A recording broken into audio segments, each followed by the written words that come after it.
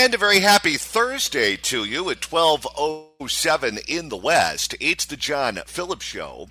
Mr. Randy Wang's in Culver City. John, Antonio Villaraigosa might be the only candidate for governor that seems to be actively campaigning right now, and he's actively campaigning in the most low-budget way possible. Here's Tony once again at a gas pump. This fight is about the people who drive every single day and pay the highest gas prices. We have to take on climate change, but we can't do it on the backs of working people in the middle class. He's become the modern-day Huell Hauser. It's getting really low end, but you know what? He's the only one doing anything right now. When's the last time you saw Baccaria since his campaign launched? Well, instead of going to Calico Ghost Town or instead of going to the state capitol or the Railroad Museum, he's going to the grocery store and the gas station. This is like the third time he's done a spot at a gas pump. At what point does the bit get old? Oh, never. Not for me. I enjoy all of it. Tony V at Target, Tony V at the gas pump. It is... Obviously, he's not raising money because he's not spending a dime on anything. That is very true. 800-222-5222 is the telephone number, 1-800-222-5222. If you're wondering why I sound a little bit different today, I am on the road in Las Vegas in a hotel room overlooking the 15 freeway. So, Randy, all I see are Raider fans and their parole officers. You know, now that I think of it, I probably shouldn't have started with the bit about how low-budget Tony V's campaign is because you're talking out of a $15 headset mic. Okay, here's the truth. I'm a child who can't be trusted. Does that pretty much sum it up? Well, it's not even that. Certain people... for months who knew about this trip, told you the microphone to buy, and you never bought it. Well, I was washing my hair, and I had other things to do. So here we are. Hulk Hogan passed away earlier today and was someone who is not just a star, not just someone who was a former champion of the world for the World Wrestling Federation. Hulk Hogan was really a man who made that sport, who put that sport on the map. And when you see all of these eulogies of Hulk Hogan today, many of the eulogies talk about his controversy with Bubba the Love Sponge or speaking at the Republican National Convention. But really, Hulk Hogan's mark on the world involved taking professional wrestling away from the carnies and away from where it used to be, which was something that was looked down on, something that was not mainstream in the slightest, and he turned it into a billion-dollar industry. Without Hulk Hogan, I'm not sure that would have happened.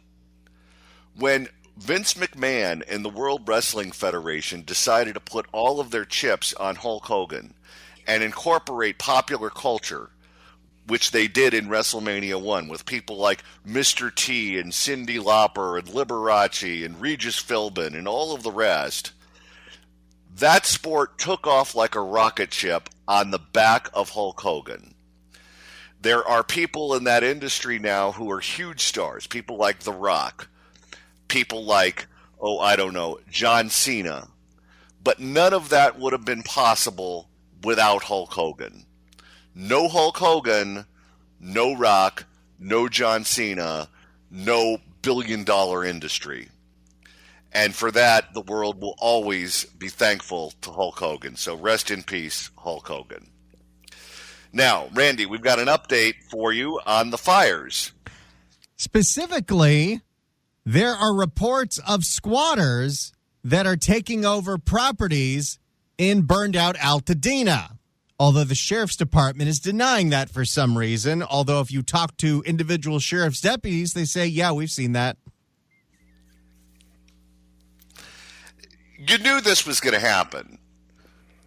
Well, we see squatters all the time, all over the place in places that aren't burned out, where people have abandoned their properties because State Farm won't pay for the smoke damage removal. So people are taking over, and it can get even more dangerous because, John, what's the one thing we know about squatters? What do they love to start? Fires. Yes. For more, here's Fox 11. Concerns are growing in Altadena after a viral video claims squatters have taken over 2 properties in fire-prone areas. But is there more to this story? Fox 11's Matthew Seedorf. He's live with an exclusive report tonight. Matthew? Yeah, Marla, that video that went viral was posted by a contractor. His message is kind of conflicting what law enforcement is saying. But take a look at this. This home is surrounded by fencing. People out here are worried about squatters. Tension building in Altadena's burn zone. Or Fox 11. Residents now worried about squatters setting up camp on charred properties. No, we're not. I'm not no squatter here. This man says he's now living next to his family's lot while another trailer across the street is fenced off. Are you home? No answer. I've been texting back and forth to the... Matthew Seedorf's just knocking on all the doors. You seen any squatters? Hey, you seen any squatters over here? Oh, that's not a squatter. That's just a hippie, but he pays. This is literally a reporter chasing a story. No answer. I've been texting back and forth to the neighbors. They reassure me, these are squatters. Luke Melcher is a contractor working in the LA fire areas. We just got told some squatters were out here. This week, he confronted the man neighbors believe to be trespassing in Altadena. That's the most insane thing. Squatters are overtaking vacant lots. And then posted this video gaining hundreds of thousands of views. And the property owner can't get them off. The LA Well, that's California law. Well, this is what happened during COVID when they had the eviction moratorium. The same thing applied to squatters. So if you left and went somewhere else during COVID because LA County was too locked down for you and someone broke in and claimed to live there, you didn't go to the cops to get them out. You couldn't go chase them out with a gun. You had to go to a judge. And the property owner can't get them off. The LA County Sheriff's Department disputes the Instagram, telling media outlets the individuals in question were residents of Altadena prior to the devastating Altadena-Eaton fire. I've talked to multiple sheriff's deputies, and they said, oh yeah, we've gotten reports of squatters. This is like what happened with the no water and the fire hydrants. Initially, we heard about it from the homeowner and the first responders, and then all of the people in the news media said, oh no, what they're saying is fake news, and then it turns out, oh yeah, they were right all along. It's going to be a big difference between what the on-the-ground sheriff's deputies will tell you off camera and to what the puppet of the Board of Supervisors, Robert Luna, has to say about anything. Well, all of the police officers who are in that neighborhood know what's going on, but it's just like with the bullet train. If you talk to politicians, the bullet train is a huge success. The people on the ground know it's not, but according to the politicians, it is. They know they have to stick with the company line or they're going to get in trouble. So officially, they say there's no squatters, but unofficially, of course there is. I've talked to multiple sheriff's deputies, and they said, oh yeah, we've gotten reports of squatters. And then I see an official statement that says the opposite. As Luke makes the point, you've got 12,000 lots, and it's a squatter. That's Steve Hilton.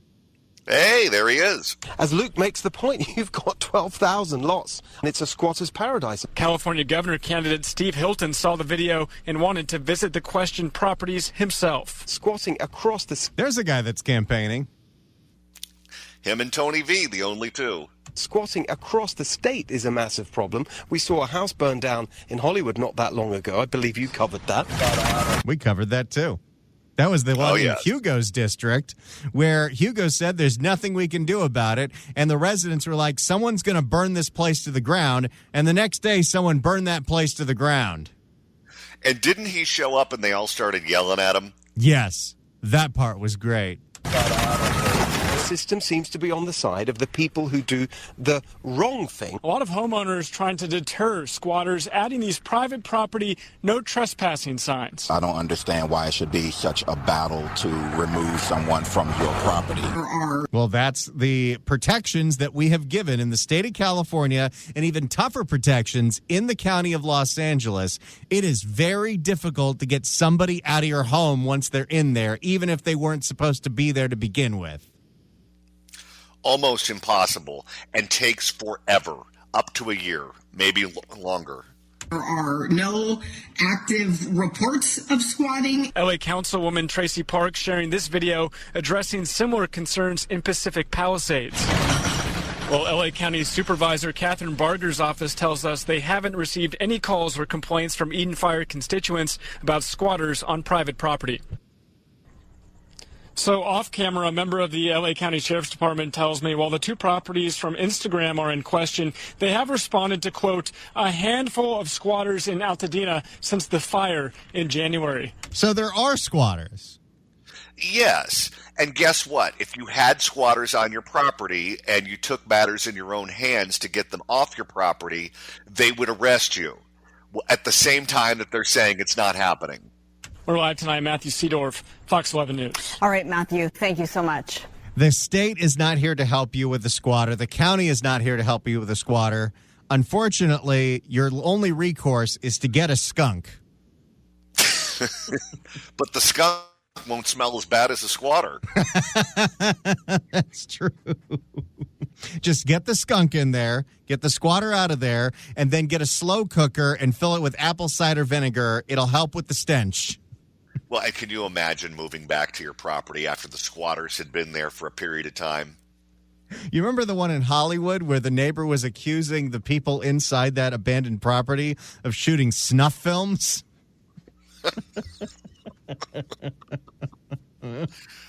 What's crazy is if you have a squatter that's there and they claim that they have the legal right to be there, I believe you're also responsible for doing things like fixing the toilet if the toilet breaks. Oh, yeah. Now you're a landlord. Imagine being that, Mr. Furley. No, thank you. It's just unbelievable to me how frequently we continue to abuse these people who were fire victims. After they lost everything that they owned, their life is in shambles, we just continue to victimize them over and over and over again. Yesterday we did the story about all the fire aid money that was stolen and not being given to fire victims, and now it's the squatters. What do you think we're going to see tomorrow? Oh, I'm sure we'll see some looting of construction sites because we know there's a lot of that going on. In fact, there's a lot of that going on in neighborhoods that aren't affected by the fire, including Westchester. That's a crime blotter story we'll get to later today. Lovely. Just another day in paradise here in the insane asylum. Although today I'm over the border, so I'm insane asylum adjacent. 800-222-5222 is the telephone number. And if you'd like to email the show, you can do so at johnnydon'tlikeshow@gmail.com. That's johnnydon'tlikeshow@gmail.com. And Randy, you're monitoring the mailbag. Neil writes in at johnnydon'tlikeshow@gmail.com and says, I bet Shangy likes the sound of Johnny's $15 microphone. Let's hear it for Johnny's $15 microphone, Shang. That's right. I like that. That was amazing. Well, it's not just a $15 microphone. If you could actually see me, you'd notice that I'm wearing a headset and I look like I'm at one of those outsourced call centers in the Philippines. You're Rez. I am Rez. You need to change your airline ticket? I can help you. But I have to change my name because if a flight gets canceled and you dox me online, I can't give you my real address and name. It's funny because when you call those phone numbers and you can tell the person is from Bangladesh, they usually say their name is John. Yeah, they say their name is John and they're sitting at a call center in Portland. They got to protect themselves. All right. If you want to go ahead and listen to us after we sign off today at 3, Randy, that's easy to do. Like, let's say you want to hear a version of this show where John doesn't sound like he's the clown's nose at the drive-thru. All you got to do is download one of our many, many, many podcasts where John's not on the road.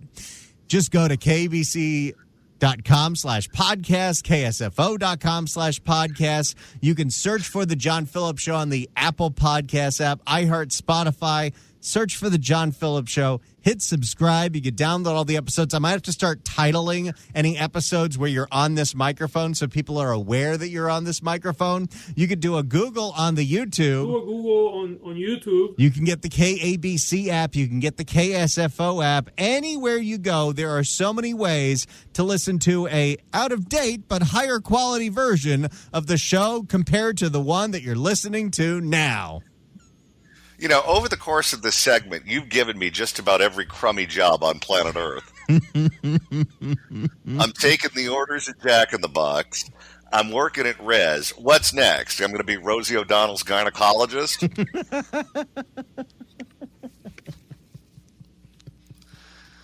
Let's see that Mike Rowe do these 3 jobs. I don't think that he could. All right, we got a lot coming up on today's show, including a voice that many of you used to listen to on late-night television for many, many moons. He used to be on a show called Red Eye on the Fox News Channel. His name is Bill Schultz, and he is going to weigh in on just exactly what happened between Stephen Colbert and CBS and them parting ways. 800-222-5222 is the telephone number, 1-800-222-5222. Again, if you're wondering why I sound a little different, I'm on the road today. I'm in Las Vegas. And Randy, have you ever seen a musical concert at the Sphere, which is that great big circle right in the heart of Las Vegas? I've heard it's amazing. I know Zach Brown Band is doing a run there in December. I am thinking about it if his new album is good. I think the Sphere is a great name for it, don't you? Why is that? Well, because the other names that they came up with were just inappropriate. You know what they were thinking about calling it? Let me just get my finger in the dump here. Yes. Joe Biden's prostate. You know what's great about that? Is the mic cut out when you were delivering that punchline. Oh, come on. Do you know how much time I've spent in the commercial break Googling how close is a Guitar Center to your hotel room? All right, it's time to open up the blotter. If the cashier is dummy. Questions? There's also a Best Buy near you. A lot of places that sell a good microphone. Well, that would also require me to find my car. And how much would you have to pay to leave the parking lot? Well, I mean, these parking lots are like 15 stories tall, and I didn't make a note as to where I park, so that's going to be an adventure. Johnny, I got a lot of problems this week. In Westchester, neighbors have banded together to form their own specialized neighborhood watch to specifically track down and lead to the arrest of somebody who's been stealing from that neighborhood for about 10 years. Stealing in the neighborhood of Westchester for 10 years? Yes, specifically from construction sites and other homes, and it's been the same guy, and they banded together, started doing their own stakeouts, got the cops ready to go, and this guy finally got arrested. I thought the only people who stole that much in Westchester were Hudson Books at the airport. Charging $8 for a Twix. Here's K-Cal. Well, after a series of burglaries at construction sites in their neighborhood, a group of Westchester neighbors teamed up to catch the thief. On your sites, Christine Lazar is showing us now how they did it and how police responded to this. So I covered this neighborhood watch essentially on steroids about a year ago when they had hardened their community so much so that they saw a very distinct drop in burglaries inside their homes. But they were. I hope, Encino, you're listening. This is what you're going to have to do because you're on your own. Pretty much. Even the councilwoman won't show up to their meetings. In burglaries inside their homes, but they were still having a problem with the construction sites. So after a series of burglaries at those construction sites in Westchester, a group of neighbors banded together to catch the thief. The community has built up a neighborhood watch group unlike any I've seen before. Hundreds of members, thousands of messages, daily check-ins, and citizen patrols. And earlier this month, they successfully caught a suspect who they say had been terrorizing their community for years. Now, if law enforcement wasn't involved in this, what do you think they would have done to this guy? Well, that would be a different version of the blotter. So it is 3:20 a.m. and I am headed out with a group to go find our friend in the white truck. Before dawn, a suburban mom of two and real estate developer was on the road, preparing to stake out her Westchester neighborhood to find this guy, the thief who stole tools and construction materials at the home she's building a few streets down from her own. And it didn't take long. You guys, we found him. Running on adrenaline, Allison, who asked us to only use her first name. Everyone's afraid of retaliation. You know, it's not like this in other markets where everyone has to have their voice distorted or their face not on camera or use a phony name when they talk about being the victim of a crime on the news. But this one specifically, because these were the people that are leading to this guy's arrest, this is great news, and I'm glad they did what they did, but this guy's not staying in there very long, and when he gets out, he's got some getting even to do, OJ style. Oh, of course. And three of her neighbors spotted his pickup truck entering the neighborhood, and the chase was on. We told 911 we were following him. We got a lights and siren response, and we got him. Amazing, our first night out. But before we get to how Allison and her neighbors turned into amateur sleuths, we really don't need to use the sound effects when you're rewinding a story. You notice, by the way, that everyone now has to do the job that the government used to do. You have a crook in the neighborhood, typically the cops find him. Now the neighborhood has to. You have a bunch of child molesters looking for people online. It used to be the cops who would find them. Now it's Black Biden. Yesterday, we had Dennis Zine on the program. We had to raise money for the mounted division of the LAPD because they won't pay for the upkeep of the horses. And this is in a place where we pay more taxes than anywhere else. Unreal. Black Biden, do you have a comment? Not today. Not on Black Biden's watch. We have to go back to 2017 when one of Allison's other construction sites in Westchester was burglarized. Wait, this guy's been terrorizing this neighborhood for 8 years? Well, for 8 years, maybe he has kids who are doing it too. Her security camera captured this grainy video of a pickup truck with black rims and a distinct black trim down the side. That image stuck with Allison. People would say on the neighborhood watch group, I got robbed, I got hit. People would post on Nextdoor, and I would say, do you know what car the person was in? And constantly they'd say a white truck, a Ford truck. And I was like making a mental note, like, oh, it's that same guy. Then on June 29th, another one of her construction sites was burglarized, followed by another at a second site on July 3rd. Again, how many homes is this lady developing? She's doing well. Again, the suspect drove off in what appeared to be the same pickup truck. What is that like to see the video and see this guy just repeatedly stealing from you? It's really frustrating because it seems like there are no consequences and there's nothing we can do to stop him because he's using bolt cutters to cut the locks on the gates. He's cutting the fences, the construction fences, and pulling them up and going underneath. Allison and her neighbors... This guy's got a whole Home Depot in that truck. Well, what will be interesting to see is what does the neighborhood do after we give him, quote unquote, California accountability. Oh, just which wait. means we caught him, we book him, and then we let him out to do it again. Just you wait, Johnny. Just you wait. Allison and her neighbors filed police reports, but without a license plate, they knew it was unlikely the suspect would be caught. At what point did you say enough is enough? I'm going to find this guy. Well, after this happened here, I started talking to a lot of the other victims, and I started to say, I'm ready to go out and find this guy myself. And we all kind of said, oh, haha, Vigilante justice, here we go. I'm telling you, this state needs Batman. But she wasn't kidding, and 3 other neighbors offered to park at the main entry points of the community. At this point, she's got a whole Justice League. And wait. And as soon as I turn off my engine, I see the guy coming. I got so excited because I kind of like, wow, what the chances we only been there 15 minutes. It was this neighbor who asked us not to use his name. Everyone's in the witness protection program on this story. It's totally ridiculous. Who spotted the pickup, and he followed it. It's probably 90% luck and 10% good plan, but we got really lucky. However it happened, their mission was a success.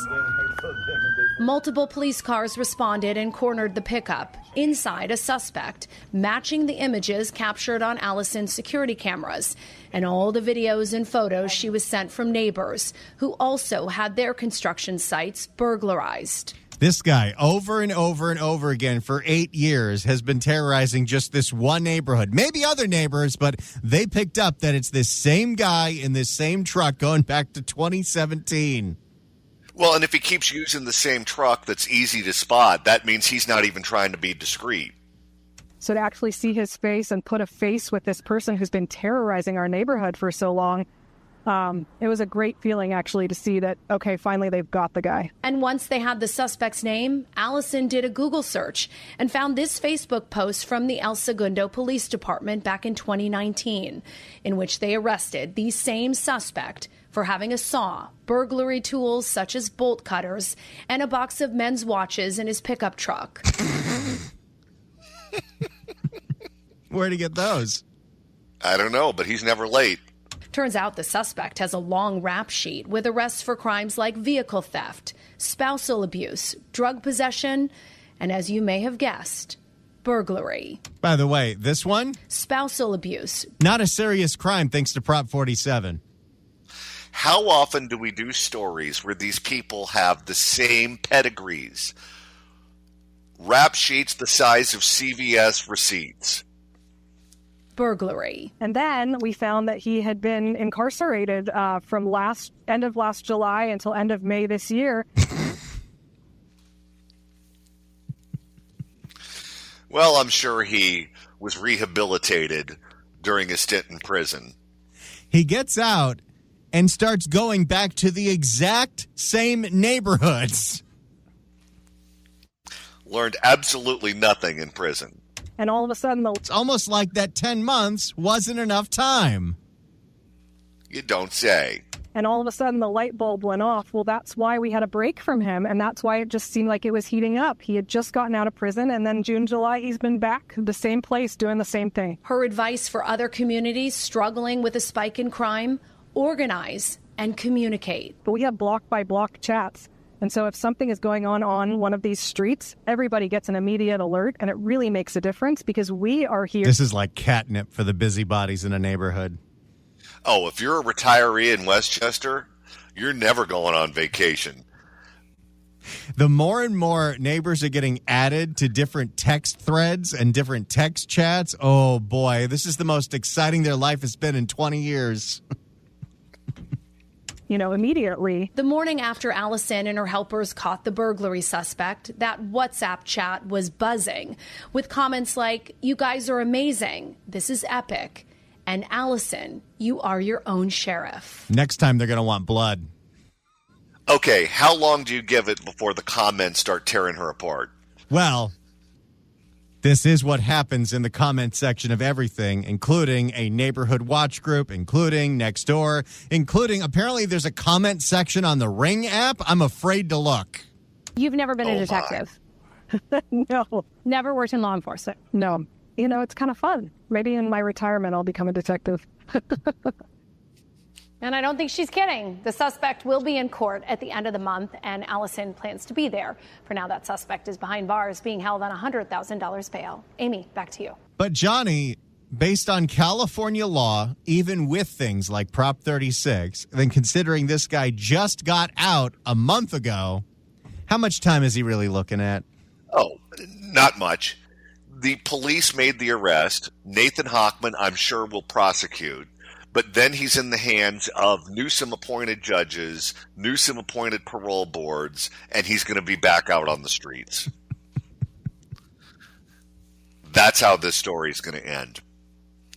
If you'd like to email the show, you can do so at johnnydon'tlikeshow@gmail.com. That's johnnydon'tlikeshow@gmail.com. And Randy, you're monitoring the mailbag. Holly writes in at johnnydon'tlikeshow@gmail.com. Hi, guys. As much as John loves Vegas, I bet he's over there looking for a new house. I escaped from California 3 years ago and work 100% remote from my dining room table in Texas. If I can do it, so can Johnny. P.S. Can you put some money aside for a new microphone?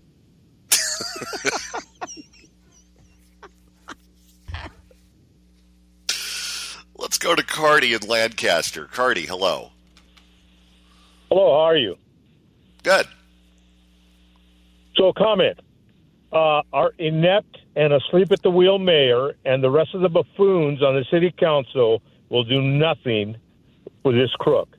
He's just going to get a slap on the hand because there's no accountability or consequences, John. Nothing. They're not going to do anything to this guy. You know, the rule of law is gone in California, and especially in our L.A. that used to be beautiful, and now it's turning, or is, a cesspool. Well, what they typically do is they call for quote-unquote accountability, which means you check a box. That doesn't mean you remove the person from society and put them in prison. It doesn't mean you correct their bad behavior. It means you check a box, and that's all they're interested in doing. And this is why L.A. is the third world city. My opinion. No doubt. And, you know, in the 1990s, we used to put all of these people in prison for a long time with 3 strikes and you're out and sentencing enhancements and all of those sorts of things.